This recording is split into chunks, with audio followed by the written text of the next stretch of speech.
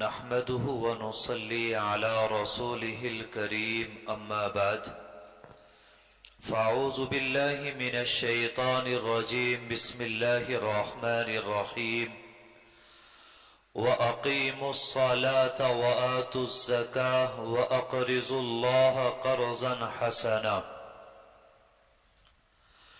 وقال النبي صلى الله تعالى عليه وسلم بني الإسلام على خمس شهادة أن لا إله إلا الله وأن محمد رسول الله وإقام الصلاة وإيتاء الزكاة والحج وصوم رمضان متفق علیہ. میرے محترم بزرگوں اور عزیز ساتھیوں، آج یہ رمضان المبارک کا دوسرا جمعہ ہے اور یہ رمضان المبارک کا دوسرا عشرہ مغفرت چل رہا ہے. یہ عشرہ مغفرت اللہ تبارک و تعالی کی عطا، اس کی بخشش اور مغفرت کی صفت کا احساس دلا رہا ہے. اللہ تبارک و تعالی کی رحمتیں جو ہر آن اور ہر لمحہ ہمارے اوپر برس رہی ہیں، وہ گنہگار بندوں کے گناہوں کو دھو کر ان بندوں کو پاک اور صاف بنا رہی ہیں. اسی طریقے سے بندہ بھی ہر طرح کی کوشش کر رہا ہے تاکہ اللہ کا قرب مجھے مل جائے، گناہ میرے معاف ہو جائیں اور میں پاک و صاف ہو جاؤں. تو بندہ ہر طرح کی کوشش کر رہا ہے.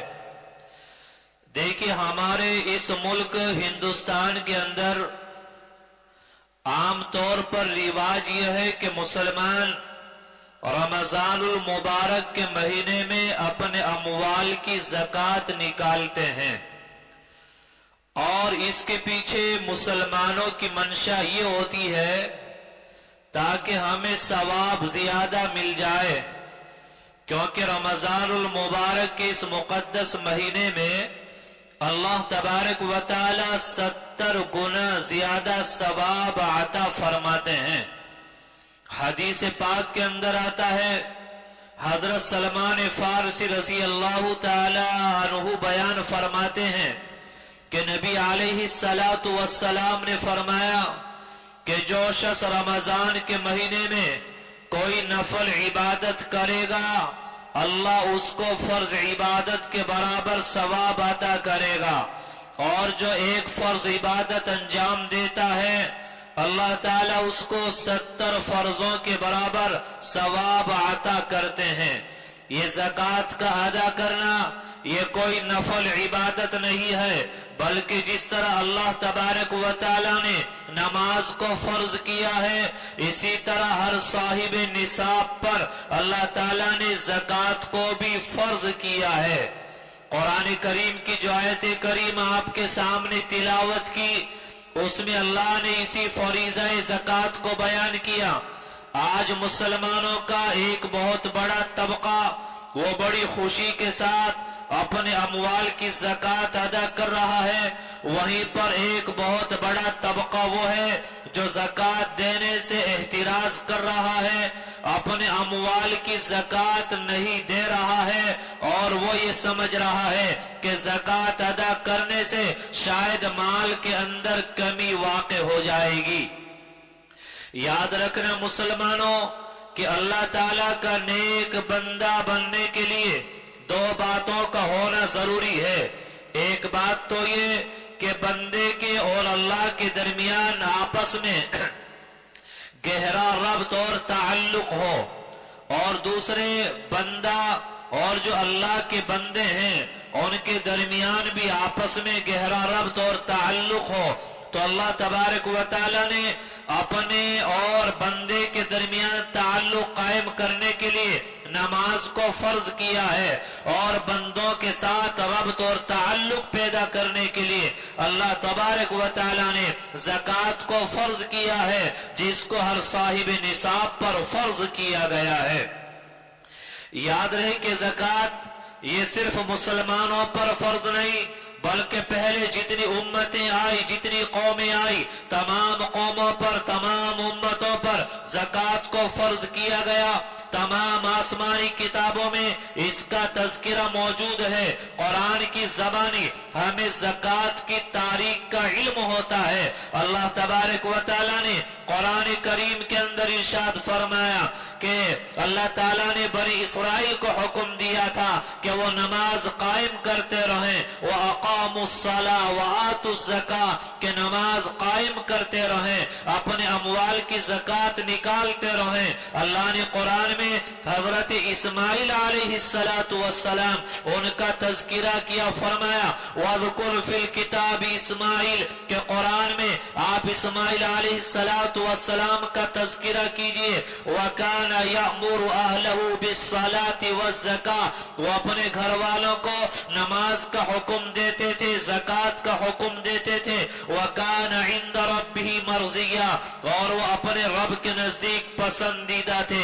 इसी तरीके से हजरत ईसा अलैहिस्सलातु वस्सलाम इन्होंने फरमाया वौसानी बिस्सलाति वज़्ज़काति मा दुमतु हय्या, कि अल्लाह ने मुझे हुक्म दिया है नमाज कायम करने का, मुझे हुक्म दिया है ज़कात अदा करने का, कि जब तक मैं जिंदा रहूं मैं नमाज कायम करता रहूं और मैं ज़कात अदा करता रहूं। तो अल्लाह तबारक व तआला ने तमाम उम्मतों पर ज़कात को फर्ज किया है। फर्क इतना है कि पहली उम्मतों पर बिल इजमाल ज़कात को फर्ज किया गया था और इस उम्मत पर बेतफसील ज़कात को फर्ज किया गया है।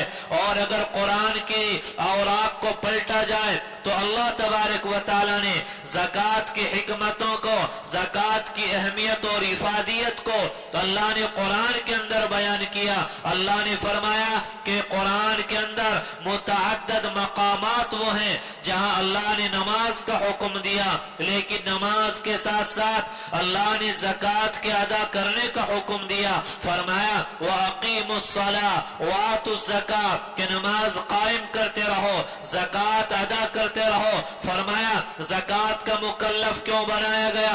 खुज़ मिन अमवालिहिम सदक़तन तुताहिरुहुम व तुज़क्कीहिम बिहा व सल्ली अलैहिम, कि ज़कात इसलिए है ताकि इनके अमवाल से ज़कात ली जाए और इनके अमवाल पाक हो जाएं, इनके अमवाल पाकीज़ा हो जाएं। इस वजह से अल्लाह तबारक व तआला ने कुरान के अंदर ज़कात का हुक्म दिया है। और कुरान के बाद अगर अहादीस को देखा जाए तो अहादीस के अंदर भी हुजूर अकरम सल्लल्लाहु अलैहि वसल्लम ने नमाज के बाद ज़कात को बयान किया है।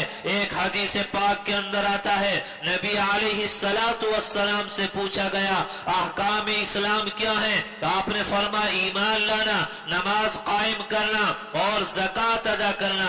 यानी नमाज के बाद में आपने ज़कात को पहले नंबर पर बयान किया है। सन 9 हिजरी में वफद अब्दुल कैस ये हुजूर अकरम सल्लल्लाहु अलैहि वसल्लम इनकी खिदमत में हाजिर हुआ और पूछा या रसूल अल्लाह अहकाम इस्लाम क्या है? आपने फरमाया ईमान लाना, नमाज कायम करना और ज़कात अदा करना। तो हुजूर अकरम सल्लल्लाहु अलैहि वसल्लम ने हमेशा नमाज के बाद में ज़कात का तज़किरा किया है। एक मर्तबा हजरत मुआज बिन जबल रज़ी अल्लाह ताला अन्हु को नबी अलैहिस्सलातु वस्सलाम ने यमन का काजी बनाकर भेजा। तो पूछा ए मुआज जब आप वहां चले जाओगे तो तुम क्या दावत दोगे? फिर नबी अलैहिस्सलाम ने फरमाया कि उन लोगों को अल्लाह की तरफ बुलाना, उनको नमाज का हुक्म देना और उनको ज़कात का हुक्म देना। यानी अगर गौर किया जाए कुरान की आयात को देखा जाए, नबी अलैहिस्सलातु वस्सलाम की अगर अहादीस को देखा जाए تو معلوم ہوتا ہے کہ آپ علیہ الصلاۃ والسلام نے احادیث کے اندر اللہ تبارک و تعالی نے قرآن کریم کے اندر نماز کے بعد میں زکوٰۃ کا حکم اور زکوٰۃ کے مرتبے کو بیان کیا ہے۔ بلکہ قرآن کا انداز بیان تو یہ ہے کہ قرآن نے محبت بھرے انداز میں لوگوں کو دعوت دی ہے، اقیموا الصلاۃ وآتوا الزکاۃ، لوگوں نماز قائم کرو، زکوٰۃ ادا کرو۔ لیکن بعض لوگ وہ ہوتے ہیں جو سمجھانے سے سمجھ لیتے ہیں، بعض لوگ وہ ہوتے ہیں کہ محبت کی زبان ان کو سمجھ نہیں آتی، تو اللہ تبارک و تعالی نے ان لوگوں کے لیے بڑی سخت زبان کو استعمال کیا اور فرمایا والذین یکنزون الذهب والفضة ولا ينفقونها فی سبیل اللہ، کہ وہ لوگ جو سونا چاندی اور مال و دولت جمع کر کے رکھتے ہیں اپنے اموال کی زکوٰۃ نہیں نکالتے، فرمایا فبشرہم بعذاب علیم، کہ ان لوگوں کو دردناک عذاب کی خوشخبری سنا دیجئے۔ اللہ نے قرآن کے اندر فرمایا یوم یحمى علیہا فی نار جہنم فتکوی بہا جباہہم وجنوبہم وظہورہم، کہ کل قیامت کا دن ہوگا، ان کے اموال کو، ان کے سونے اور چاندی کو وہ جہنم کی آگ میں تپایا جائے گا، اور تپانے کے بعد میں پیشانی پر داغ دیا جائے گا، اور پہلو پر داغ دیا جائے گا، اور پشت پر داغ دیا جائے گا۔ ایسا کیوں؟ علماء مفسرین نے لکھا ہے کہ اگر کوئی غریب آدمی وہ سوال کرنے کے لیے آتا ہے تو زکوٰۃ دینے والا جو صاحب نصاب ہے سب سے پہلے اس کی پیشانی پر بل آتا ہے، اس وجہ سے پیشانی کو داغا جائے گا۔ جب وہ دینا نہیں چاہتا تو دائیں جاتا ہے یا بائیں طرف جاتا ہے، اسے پہلو کو داغا جائے گا۔ اگر مانگنے والا پھر بھی پیچھا نہ چھوڑے، وہ پشت پھرا کر جانے لگتا ہے، اس وجہ سے اس کی پشت کو بھی داغا جائے گا۔ گویا کہ اللہ نے قرآن کے اندر صاف طور پر یہ اعلان کیا ہے کہ جو اپنے اموال کی زکوٰۃ ادا نہ کرے، کل قیامت کے میدان میں اس سونے اور چاندی کو، اس زیورات کو، اس مال و دولت کو وہ جہنم کی آگ میں تپایا جائے گا، اور تپانے کے بعد میں ان کی پیشانی کو اور ان کے پہلو کو اور ان کے پشت کو ان سے داغ دیا جائے گا۔ حدیث پاک کے اندر تو نبی علیہ السلام نے فرمایا کہ وہ اموال جس کی زکوٰۃ ادا نہیں کی جائے گی وہ ایک گنجا سانپ بن جائے گا۔ گنجا سانپ اس لیے کہا گیا کیونکہ جو سانپ گنجا ہوتا ہے وہ بڑا زہریلا ہوتا ہے، فرمایا وہ اس کے پیچھے بھاگے گا اور اس کو پکڑے گا، اس کے جبڑے کو پکڑ کر کھینچے گا اور کہے گا انا کنزو کا، میں تیرا خزانہ ہوں، انا مالو کا، میں تیرا وہ مال ہوں جس کی تو زکوٰۃ ادا نہیں کیا کرتا تھا۔ آج میرے بھائیوں، آج امت کے اوپر جو حالات ہیں، جو پریشانیاں ہیں، آج ہر کوئی مسلمان یہ شکوہ اور شکایت کرتا ہے کہ کاروبار میں برکت نہیں ہے، پریشانیاں ہیں، پیسہ آتا دکھائی دے رہا ہے، کہاں جا رہا ہے کچھ پتہ نہیں چل رہا ہے۔ اس کی اصل وجہ یہ ہے کہ آج امت نے اس فریضے کو بالکل ترک کر دیا ہے، اور اس فریضے کو آج امت نے بالکل چھوڑ دیا ہے۔ یاد رکھنا، آج مسلمان سمجھتا ہے کہ زکوٰۃ اگر دے دیا تو ثواب ہے، آپ نے زکوٰۃ نہ دی تو کوئی گناہ نہیں۔ یاد رکھنا مسلمانوں، جو زکوٰۃ ادا نہ کرے وہ فاسق ہے، جو زکوٰۃ کی فرضیت کا انکار کرے وہ کافر ہو جاتا ہے۔ جیسے اللہ تعالیٰ نے نماز کو فرض کیا ہے، اسی طرح ہر صاحب نصاب پر اللہ تبارک و تعالیٰ نے زکوٰۃ کو بھی فرض کیا ہے۔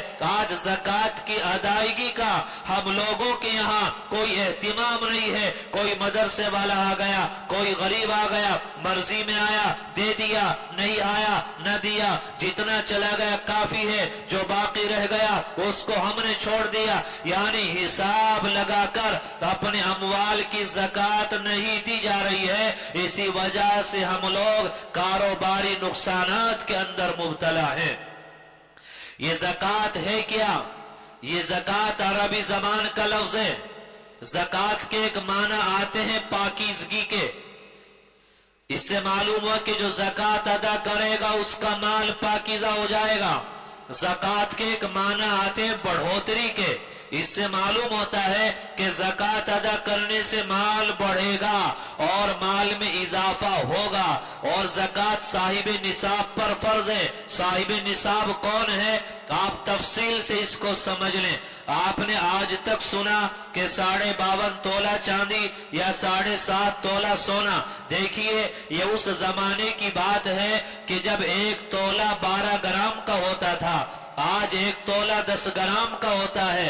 तो मौजूदा इस जमाने के एतबार से जो चांदी का निसाब है वो 61 तोला और 2 ग्राम है।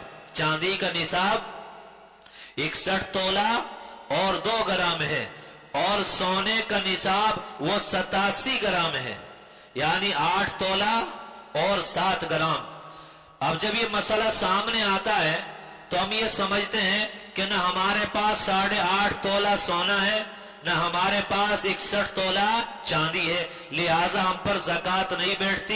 ये हमारी गलत फहमी है।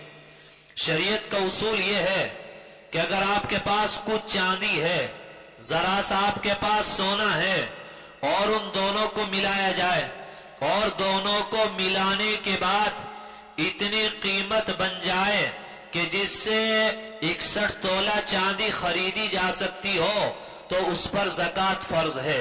मिसाल के तौर पर आज के इस जमाने में 87,000 रुपए सोने का रेट है, तो आपके पास 1 तोला सोना हो गया। अगर आप उसको बेचते तो 71,000 रुपए का आपका बिकता है, तो 71,000 रुपए का सोना आपके पास हो गया। 5-4 हजार रुपए की चांदी आपके पास, कुल कितना हो गया, 75,000 रुपए का जेवर आपके पास, और 61 तोला चांदी आ जाएगी इस जमाने में 58,000 रुपए की। कितने की? 58,000 रुपए में 61 तोला चांदी आ जाएगी। तो सोना और चांदी मिलाकर आप पर कितना हो गया, 75,000 या 60,000 या 58,000। तो आप पर ज़कात का अदा करना फर्ज हो गया। आज ज़कात अदा नहीं की जा रही है। आज हम अपने घरों का जायजा लें, आप में कितने अफराद शादीशुदा हैं? ये हमारी माएँ हैं, जब वो शादी करके आई, किसी के पास 20 तोला सोना था, किसी के पास 50 तोला सोना था। बहू शादी करके आई है, काफी जेवर लेकर आई है, लेकिन ज़कात अदा न की गई। 2-4 साल के बाद हालात ये बने कि वो जेवरात फरोख्त हो गया, चला गया। आज खाली के खाली हम लोग खड़े रह गए। याद रखना, ज़कात फर्ज है। अगर आपके पास कुछ नकदी है, कुछ सोना है, कुछ चांदी है, और वो 58,000 रुपए का मसलन है, तो आप पर ज़कात फर्ज है। अगर आपके पास कुल मिलाकर 1 लाख रुपए हैं, तो वो 1 लाख रुपए में शरीयत का उसूल यह है कि 97,500 आपके हैं और 2,500 रुपए वो गुराबा का हक है। अब आपने ज़कात अदा नहीं की, तो वो 2,500 रुपए आपने गरीबों के खाए हैं, तो गरीबों का हक खाने वाला वो कहाँ पनप सकता है, वो कहाँ कामयाब हो सकता है। आज ये ज़कात के ताल्लुक से बड़ी लापरवाही और बड़ी गफलतें हम लोगों के अंदर पाई जा रही हैं। देखिए, आपके रहने का जो मकान है उस पर ज़कात नहीं है, आपके ये गाड़ी है, बाइक है, उस पर ज़कात नहीं है। आपने कोई प्लॉट लिया है 5 लाख रुपए का, आपका इरादा है उसको फरोख्त करने का, यानी मुनाफा होगा, अच्छे दाम मिलेंगे, आप उसको बेचोगे। आपने लिया 5 लाख का, आज कीमत हो गई 15 लाख की, तो आप पर ज़कात का अदा करना फर्ज है। और ज़कात 5 लाख की नहीं, बल्कि इस जमाने में उस प्लॉट की जो कीमत हो चुकी है, उस कीमत के एतबार से आपको उसकी ज़कात निकालना पड़ेगी। आजकल एक ये मसला सामने आता है, हम लोग कहते हैं कि जी हमारे जिम्मे कर्ज है, हम पर ज़कात नहीं बैठती। देखिए, जो आपकी बीवी है मसलन, उसके पास 2 तरह का जेवर होता है। एक जेवर वो है जो अपने घर से लेकर आई है, अपने बाप के यहाँ से लेके आई है। एक जेवर वो है जो आपने बनवा कर दिया। जो जेवर आपने बनवाया, अगर आपने उस जेवर का मालिक उसको बना दिया, और जो अपने बाप के यहाँ से लेकर आई उसकी मालिक तो वो है ही, तो जब वो उसकी मालिक है, मसलन 2 लाख रुपए का जेवर बीवी के पास है, और कर्ज बतलाई वो मर्द पर होता है या औरत पर होता है? कर्ज शौहर पर होता है। تو مرد تو قرض کا حساب لگائے گا، عورت پر کوئی حساب نہیں لگے گا، اس کو اپنے اموال کی زکوٰۃ ادا کرنی ہی کرنی پڑے گی، چاہے اس کی طرف سے شوہر ادا کرے چاہے وہ بیوی خود ادا کرے، لیکن زکوٰۃ کا ادا کرنا فرض ہے۔ آج ہی ہیلا اور بہانہ بنایا جاتا ہے کہ عورت زکوٰۃ کہاں سے ادا کرے۔ گھر کے کتنے کام ایسے ہوتے ہیں کہ مردوں کو خبر بھی نہیں ہوتی اور عورت وہ کام کر لیتی ہے۔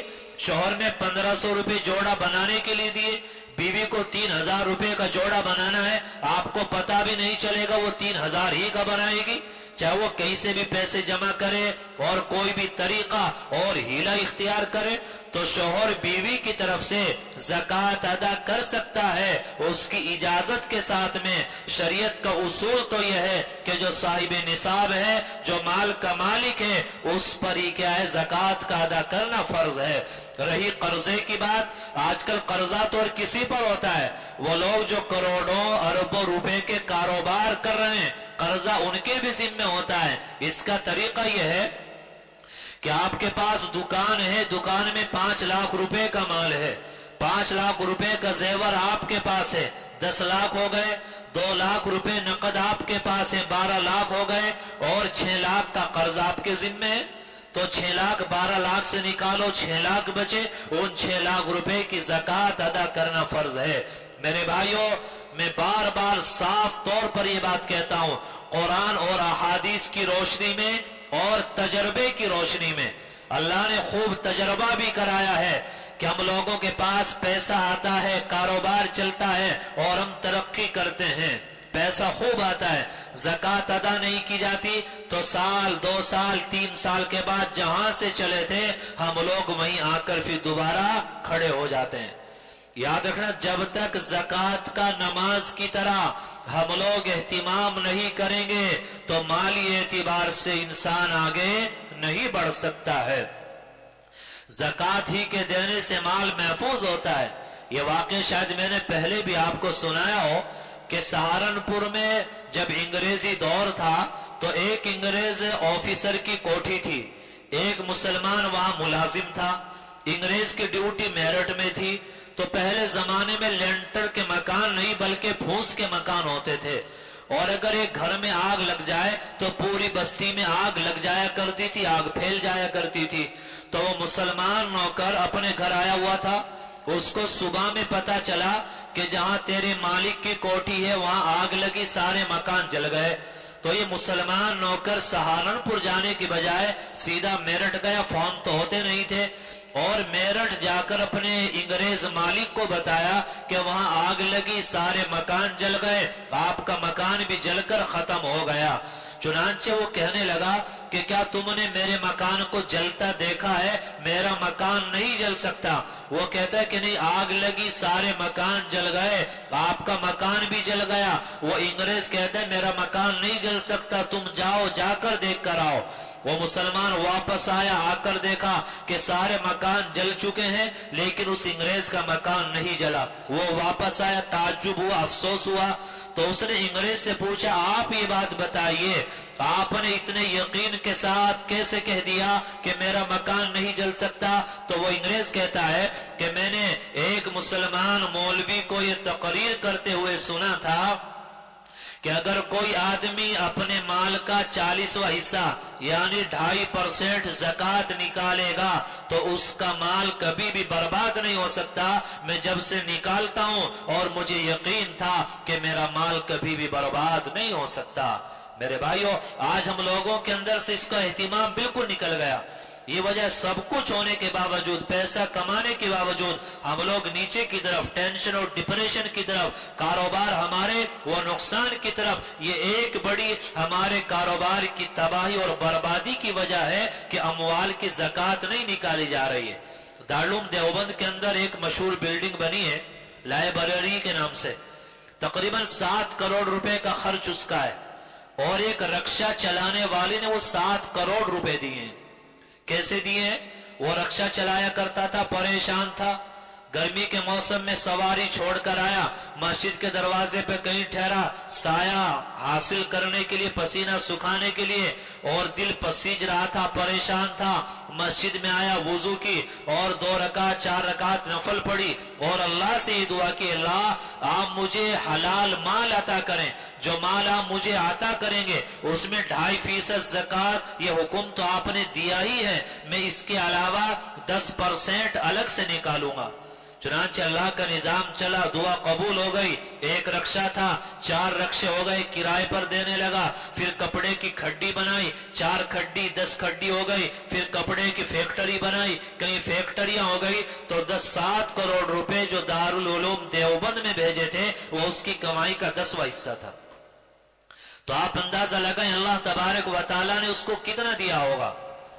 ये तफसील के साथ बातें इसलिए बयान की जा रही हैं कि अच्छे खासे जो दीनदार समझे जाते हैं और 5 वक्ता नमाजों के पाबंद हैं और नेक हैं, उनके यहाँ भी ज़कात के अदा करने का कोई एहतिमाम नहीं होता।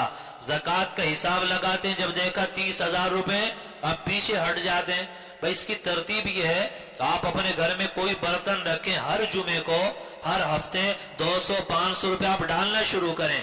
महीने में 1,000 या 2,000 जमा हो जाएंगे, साल में 12,000 या 24,000 जमा हो जाएंगे। जब रमजान आए आप अपने अमवाल की ज़कात अदा कर दें, वरना याद रखना मेरे भाइयों, ज़कात अदा किए बगैर हम लोग कभी भी आगे नहीं बढ़ सकते। नबी अलैहिस्सलातु वस्सलाम के जमाने में भी ऐसे लोगों का अखलाकी और मुआशरती और मामलाती बायकाट किया गया है। एक किस्सा मैं आपको सुना दूं कि सालबा बिन अबी हातिब अंसारी, ये एक सहाबी थे, ये नबी अलैहिस्सलाम के पास आए, आकर कहा, या रसूल अल्लाह आप मेरे लिए दुआ फरमा दे कि मैं मालदार हो जाऊं। आप अलैहिस्सलाम ने फरमाया, क्या तुम्हें मेरा तरीका पसंद नहीं? ये वापस चले गए। फिर कुछ दिनों के बाद आए, या रसूल अल्लाह आप मेरे लिए दुआ फरमा दें, अगर आपने दुआ फरमा दी और मुझे माल मिल गया तो मैं हक वालों को उसका हक पहुंचाऊंगा और माल को जहां खर्च करने का हक है मैं उस माल को खर्च करूंगा। चुनांचे अल्लाह का निजाम चला। पहले उस जमाने में बकरियों का और ऊंटों की तिजारत होती थी, उन्होंने बकरियां पाली, जानवर पाले, उनमें इजाफा हुआ। जहां रहते थे वो जगह कम पड़ गई तो मदीने से बाहर चले गए। पहले 5 वक्त नमाज मस्जिद नबवी में अदा करते थे, अब बाहर चले गए तो जोहर असर वहां पढ़ते, 3 नमाजें अपने मकाम पर पढ़ते। फिर अमवाल में इजाफा हो गया और दूर चले गए, अब जुमे में आने लगे और 5 नमाजें वहीं पर पढ़ने लगे। नबी अलैहिस्सलाम ने सहाबा से पूछा कि सालबा का क्या हाल है? तो साहबा ने बताया, या रसूल अल्लाह उसके अमवाल में इजाफा हो गया और वो मदीने से बहुत दूर चला गया है और अब उसने जुमे के दिन भी आना छोड़ दिया है। तो नबी अलैहिस्सलाम ने फरमाया, या वैहु सालबा, हाय सालबा पर क्या है अफसोस है। चुनांचे कुछ दिनों के बाद ज़कात का हुक्म आ जाता है।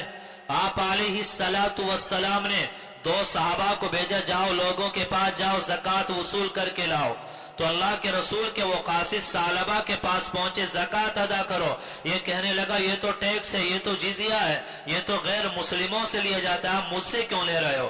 खैर तुम आगे चले जाओ, वापसी में मुलाकात करना। ये आगे चले गए, वापस आए, वापस आने के बाद फिर सवाल किया, कहने लगा ये तो जिजिया है, ये तो टैक्स है, यानी अपने वादे को भूल गया और ज़कात नहीं दी। अब ये दोनों साहबी नबी अलैहिस्सलाम के पास आए, वही के जरिए आपको मालूम हो गया था। तो नबी अलैहिस्सलाम ने 3 मरतबा फरमाया, या वैहु सालबा, हाय सालबा पर अफसोस है, हाय सालबा पर अफसोस है। चुनांचे इसका कोई रिश्तेदार वहां बैठा था, जाकर नबी अलैहिस्सलाम जाकर सालबा को खबर सुनाई तो सालबा अब घबराया हुआ आया, आकर ज़कात देने लगा। नबी अलैहिस्सलाम ने फरमाया कि अब अल्लाह ने तेरी ज़कात का माल लेने से इनकार कर दिया है। कभी अफसोस करने लगा, रोने लगा, सर पर मिट्टी डालने लगा, चला गया।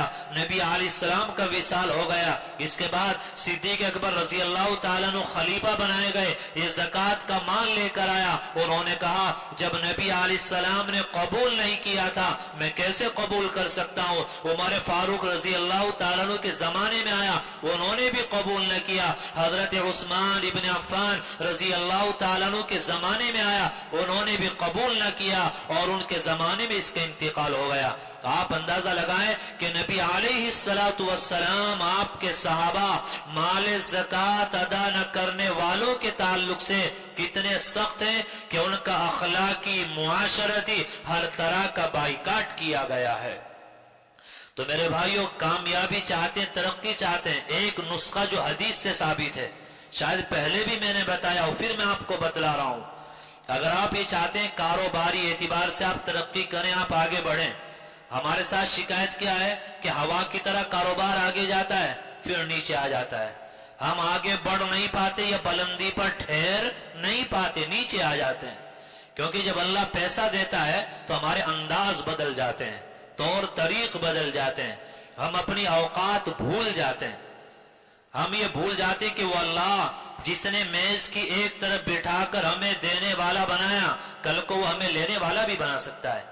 آج آپ دیکھیں زکوٰۃ ادا کرتے ہیں لوگ، صدقات ادا کرتے ہیں، تو جب تک اخبار میں فوٹو نہ آئے، فیس بک واٹس ایپ پر جب تک چرچا نہ ہو جائے، ویڈیو بنا بنا کر غریبوں کو ذلیل کر کر کے ان کے فوٹو لے لے کر سوشل میڈیا پر نہ ڈال دی جائیں، لگتا ہے کہ شاید ہماری زکوٰۃ کیا قبول نہیں ہوگی۔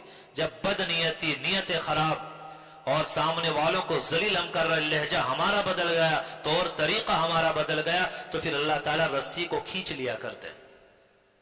تو اگر ترقی کرنا ہے، آگے بڑھنا ہے، یہ دو کام کرنے حدیث سے بھی ثابت ہے اور پھر تجربے کی بنیاد پر بھی آپ کو کہہ رہا ہوں۔ ایک تو زکوٰۃ کی باقاعدہ ترتیب بنائیں۔ ہمارے یہاں اندازہ چلتا ہے، اندازہ جیسے آپ کا کسی سے لین دین ہوتا ہے تو اندازے سے لین دین کرتے ہو، پختہ طور پہ لین دین کرتے ہو، تو زکوٰۃ کا پورا ترتیب بنائی جائے۔ آپ کے پاس اتنا زیور، اس کی قیمت یہ زکوٰۃ ہے، اس کو ادا کیا جائے۔ دوسرے آپ یہ ترتیب بنائے، کوئی مزدوری کرتا ہے وہ بھی، دکان چلاتا ہے وہ بھی، کھیتی کرتا ہے وہ بھی، کاروبار کرتا ہے وہ بھی، جو ملازمت کرتا ہے وہ بھی، کیا ترتیب بنائے؟ رمضان میں تو زکوٰۃ کی ترتیب بنائے، بقیہ پورے سال آپ یہ نیت کریں کہ اللہ تعالیٰ آپ کو جو بھی روزی دے گا اس میں سے 2% یا 3% آپ کی نیت ہے، یا 5% یا 1%، وہ ہم اللہ نام پر خرچ کریں گے۔ یعنی 1000 روپے اگر آپ کو پروفٹ ہوا ہے تو 1000 پر کتنے؟ کل 30 روپے۔ اگر 3% آپ نکالو گے، 2% نکالو گے تو 20 روپے۔ تو یہ ترتیب آپ بنا، ادھر اللہ نے مزدوری دی، ادھر آپ کیا کریں؟ یہ نکال کر الگ ڈبے میں ڈال دیں، اور جہاں موقع ہو، جہاں ضرورت ہو، وہاں بھی اس کو کیا کریں؟ خرچ کریں۔ یہ دو ترتیب آپ بنا لیں، زکوٰۃ کی بنا لیں، اور جو اللہ منافع روزی دے اس میں سے یہ ترتیب آپ بنا لیں۔ انشاءاللہ اللہ کی ذات سے کبھی امید ہے، اگر صحیح نیت کے ساتھ ہم لوگوں نے یہ کام کیا تو پھر یہ کاروباری جو شکایتیں ہیں نا، ہم ٹھہر نہیں پاتے یا آگے نہیں بڑھ پاتے، نیچے آ جاتے، یہ شکایت ہماری کیا ہو جائے گی؟ ختم ہو جائے گی۔ میں یہ نہیں کہتا، ماشاءاللہ مسلمانوں کو اللہ نے جذبہ دیا، وہ خرچ کرتے ہیں، آپ بھی خوب خرچ کرتے ہیں، لیکن کوئی ترتیب ہماری ہوتی نہیں۔ جہاں جی میں آ جائے 500 دے دیں، جہاں جی میں ہمیں 1 روپیہ نہ دے۔ ایسا نہیں کہ آپ خرچ نہیں کرتے، کرتے ہیں، لیکن ذرا سی آپ یہ ترتیب بنا لیں، اس کے بعد